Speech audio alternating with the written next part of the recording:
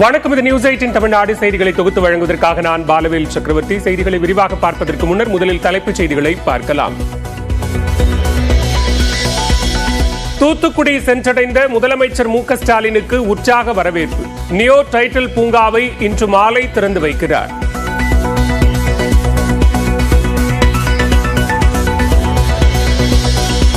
தைலாபுரம் இல்லத்தில் பாமக நிறுவனர் ராமதாசுடன் பாமக தலைவர் அன்புமணி சந்திப்பு. சிறப்பு பொதுக்குழு மோதலுக்கு பின் சுமார் 1 மணி நேரம் நடைபெற்ற சமரச பேச்சுவார்த்தை.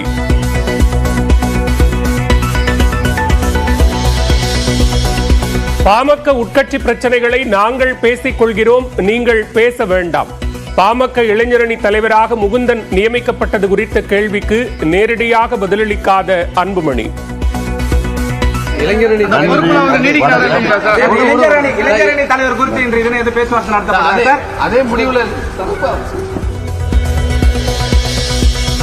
பாமக பொதுக்குழு கூட்டத்தில் காரசார விவாதம் நடப்பது சகஜமே.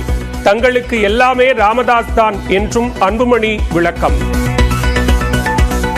கட்சியில நடக்கின்ற பொதுக்குழு காரசாரமான விவாதங்கள் நடக்கிறது, எல்லா கட்சியும் நடக்கிறது தான் சகஜம். எங்களுக்கு ஐயா தான். அதனால இன்னைக்கு நாங்க ஐயா கிட்ட பேசிட்டு இருக்கிறோம். மாணவிகள் நலனை பாதுகாக்க 16 பேராசிரியர்களை கொண்ட குழு அமைத்து அண்ணா பல்கலைக்கழகம் உத்தரவு. மாணவிகளின் பாதுகாப்பை அதிகரிக்க மேலும் 40 காவலாளிகளை நியமிக்கவும் 30 புதிய சிசிடிவிக்களை பொருத்தவும் முடிவு.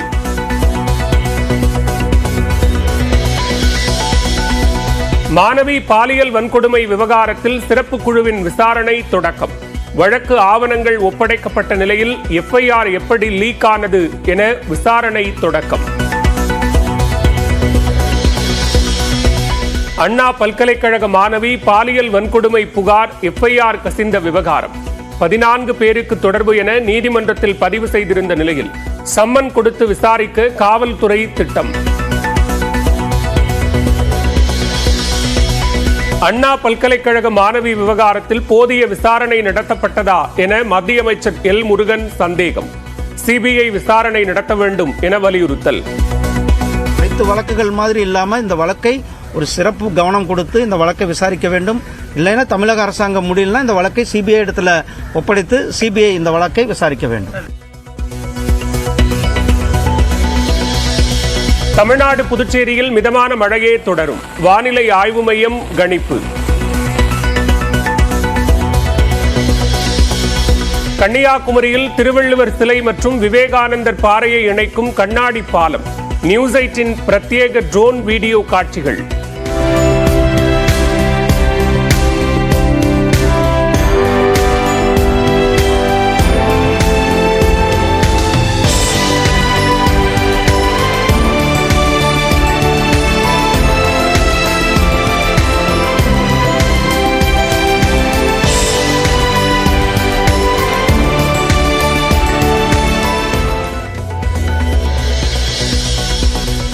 நல்லக்கண்ணுவின் 100ஆண்டு விழாவில் பங்கேற்று கவிதை நூலை வெளியிட்ட முதலமைச்சர் மு.க. ஸ்டாலின்.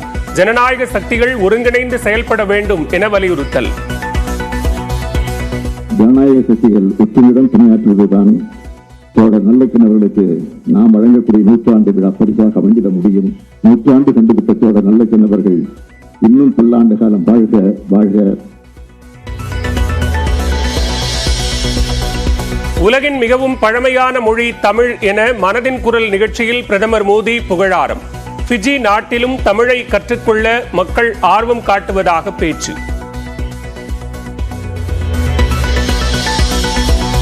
சேலம் மாவட்டம் மேட்டூர் அருகே வடமாநில சுற்றுலா பயணிகளுடன் மோதலில் ஈடுபட்ட விவகாரம். 3 காவலர்களை பணியிடை நீக்கம் செய்து உத்தரவு.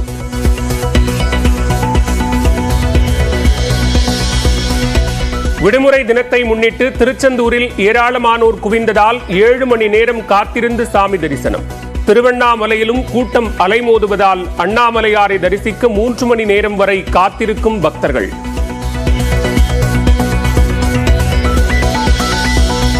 தெலங்கானாவில் லட்சுமி நரசிம்ம சுவாமி கோவிலில் சிறுவனின் தலை கம்பிகளுக்கிடையே சிக்கிக் கொண்டதால் பரபரப்பு. 1 மணி நேரம் போராடி சிறுவனை மீட்ட கோயில் ஊழியர்கள். Right sir.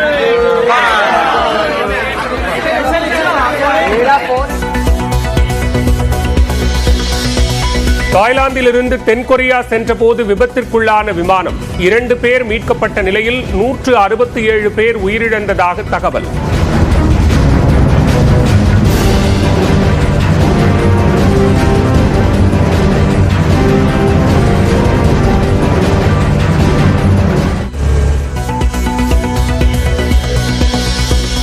தரையிறங்கும் போது ஓடுபாதையை கடந்து சென்று சுவற்றில் மோதி தீப்பிடித்த விமானம். பதைபதைக்க வைக்கும் வீடியோ காட்சி வெளியானது.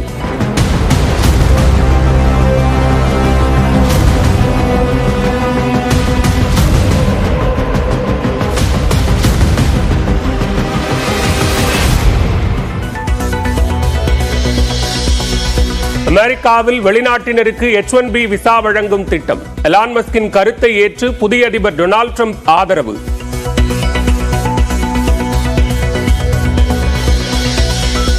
கனடாவில் தரையிறங்கும் போது விபத்திற்குள்ளான இலகு ரக பயணிகள் விமானம்.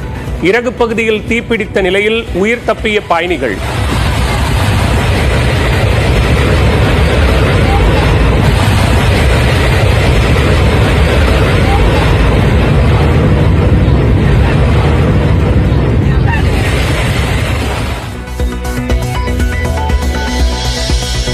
பாக்ஸிங் டே டெஸ்டின் 2வது இன்னிங்ஸில் 9 விக்கெட் இழப்புக்கு 228 ரன்களை சேர்த்த ஆஸ்திரேலியா. 333 ரன்களை ஆஸ்திரேலியா முன்னிலை பெற்ற நிலையில் நாளை கடைசி நாள் ஆட்டம்.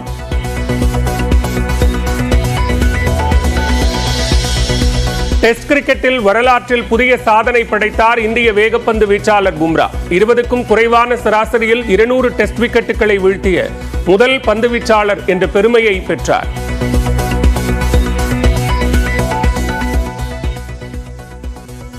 பொதுக்குழு கூட்டத்தில் காரசார விவாதம் நடப்பது சகஜம்தான் என்று பாமக தலைவர் அன்புமணி தெரிவித்துள்ளார். புதுச்சேரியில் நேற்று நடைபெற்ற பாமக சிறப்பு பொதுக்குழு கூட்டத்தில் பாமக நிறுவனர் ராமதாஸ் மற்றும் அக்கட்சியின் தலைவர் அன்புமணி இடையே மோதல் ஏற்பட்டது. ராமதாஸ் தனது மகள் வழி பேரனான முகுந்தனை பாமக மாநில இளைஞரணி தலைவராக அறிவித்ததற்கு மேடையிலேயே அன்புமணி எதிர்ப்பு தெரிவித்தார். இதனையடுத்து ராமதாஸ் மற்றும் அன்புமணியை சமாதானப்படுத்தும் முயற்சியில் பாமக நிர்வாகிகள் ஈடுபட்டனர். அப்போது அன்புமணி தரப்பில் பல்வேறு நிபந்தனைகள் விதிக்கப்பட்டதாக தெரிகிறது. அதனை ராமதாசிடம் பாமக நிர்வாகிகள் தெரிவித்தனர். இந்நிலையில் தைலாபுரம் தோட்டத்தில் ராமதாஸை அன்புமணி ராமதாஸ் சந்தித்து பேசினார். அப்போது GK மணி, பாலு, திலகபாமா உள்ளிட்டோர் உடனிருந்தனர்.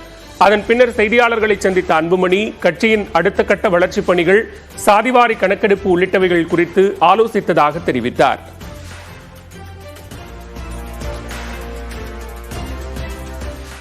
இன்று தைலாபுரம் தோட்டத்தில்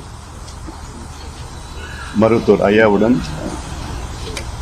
கட்சியின் வளர்ச்சி பற்றி, வருகின்ற சட்டமன்ற தேர்தலை பற்றி, சித்திரை முழு நிலவு மாநாட்டை பற்றி, ஜாதிவாரி கணக்கெடுப்பு சம்பந்தமான போராட்டங்கள், விவசாய மாநாட்டிற்கு பிறகு அடுத்த கட்டம் என்னென்ன போராட்டங்கள் எந்தெந்த பகுதியில் செய்யலாம் என்றெல்லாம் இன்று குழுவாக விவாதித்தோம். இந்த ஆண்டு எங்களுக்கு, வருகின்ற ஆண்டு எங்களுக்கு ஒரு மிக முக்கியமான ஒரு ஆண்டு. இந்த ஆண்டில் எங்களுடைய செயல் திட்டங்கள், அடுக்கடுக்காக போராட்டங்கள், மக்கள் விரோத ஆட்சி, இதை அகற்ற வேண்டும் என்று எங்களுடைய பொதுக்குழுவிலே தீர்மானம் நிறைவேற்றினோம்.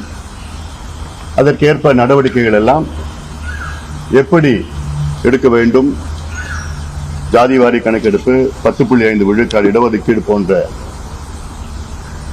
செயல் திட்டங்கள் எல்லாம் இன்று ஐயா தலைமையில் விவாதித்து அதற்கேற்ப நடவடிக்கைகள் இறங்கியிருக்கின்றோம்.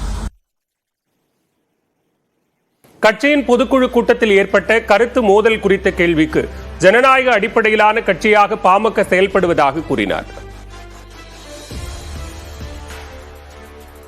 சார், நேற்றைய தினம் மேடையிலேயே அந்த கோவத்தை பார்த்துதான் இவ்வளவு பெரிய ஒரு சர்ச்சை இருக்கு. அதாவதுங்க, எங்க கட்சி ஒரு ஜனநாயக கட்சி. ஜனநாயக கட்சியில